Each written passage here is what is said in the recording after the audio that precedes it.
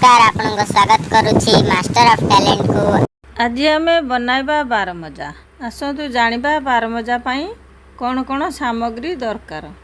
सीझा मटर, आलू, लंका, टमाटो, काकुड़ी, जीरा लंका गुंड और लुण।